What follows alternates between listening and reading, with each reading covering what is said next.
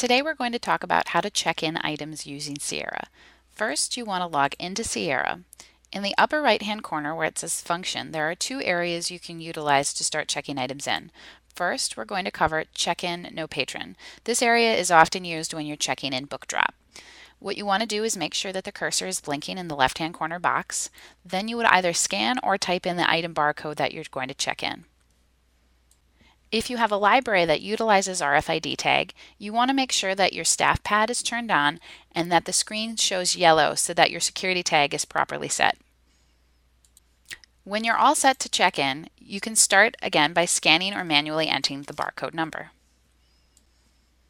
When you hit enter or search, it will check the item in. It will show the barcode, call number if any, title. If the item was checked out, it would show the patron it was checked out to, and if there was a fine, the amount due. If there was any special status, it would also show on the screen. You can keep entering those barcodes or scanning them rapid fire to keep checking items in. Sometimes, if an item is owned by another library or is a media item, there'll be special messages that pop up. Item warning. In this case, it's an audiobook and the item has 6 CDs. Sierra is reminding us that we want to double check the content of those CDs. I've done so. There are 6 CDs, so I'm going to hit yes. And now the item is checked in. When an item is from another library, Sierra will let you know, so you make sure to put it in the correct transit bin to get sent back to that library. Item warning. In this case, it's stating the item is owned by this library. I'm going to hit yes. Item warning. If it said hold in capital letters, I would hit yes to print a hold slip. But if there's no hold, there's no need to print the transit slip because the sorting gets done and they get sent back to the regular library at the central library.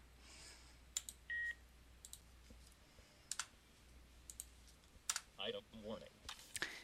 Here's an item that's stating it's owned by another library. Item warning.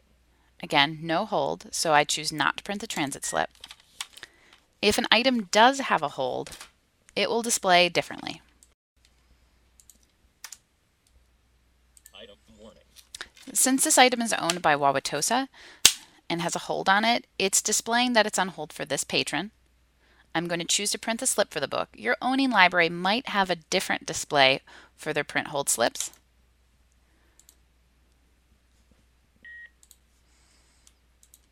Item warning. Item warning.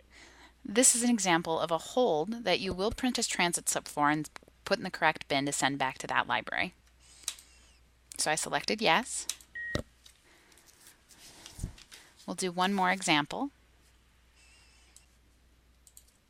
Item warning. Check it in. Item warning. And since I see hold, I do select print the transit slip. Your library might write the transit slip, so you might select no for this.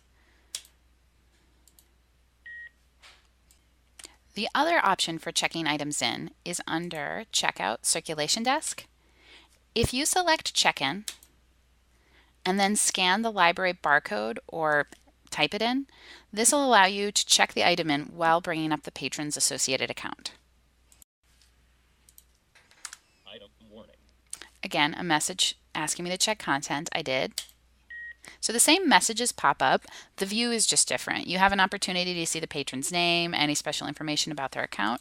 And one more example for an item from another library. Item warning. This is indicating there's no hold, so I'll hit no for a transit slip. And then once I close out, all those items have been checked in for that patron. Thank you.